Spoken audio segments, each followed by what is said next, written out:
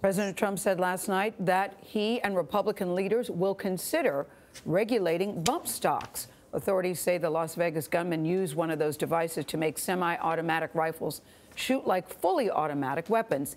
Even the National Rifle Association says it may accept the new restrictions.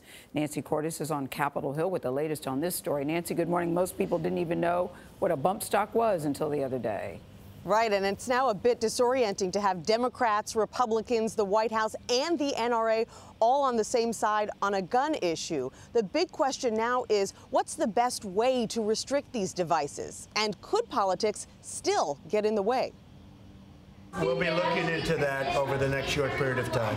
The White House says it wants to be part of the discussion as a bipartisan effort to limit bump stocks gains traction. Was it a regulatory misstep by ATF some number of years ago? The Bureau of Alcohol, Tobacco, and Firearms determined in 2010 and again in 2012 that bump stocks are a firearm part and therefore not subject to tough 30-year-old restrictions on automatic weapons. So here's the ATF letter that shows that the bump fire stock is in fact legal.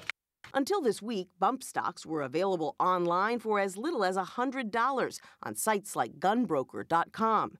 Now the site lists devices for $1,000 or more.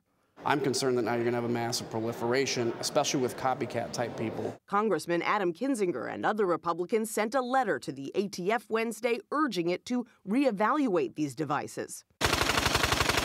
Already, 2 large bump stock makers have had to temporarily suspend taking new orders due to extremely high demands.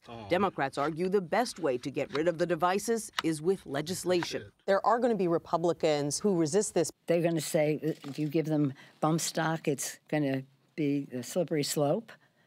I certainly hope so. Democratic leader Nancy Pelosi's comments did not go unnoticed by GOP lawmakers, including Steve Scalise, who was shot this summer but continues to be a fierce advocate for gun rights. She wants it to be a slippery slope. She doesn't want to stop at bump stocks. They want to go out and limit the rights of gun owners. In an unexpected statement on Thursday, the National Rifle Association said that bump stocks should be subject to additional regulations. But the gun rights group and many Republican lawmakers would rather have this addressed by the ATF than get dragged into a tricky gun safety discussion here on Capitol Hill. Gayle?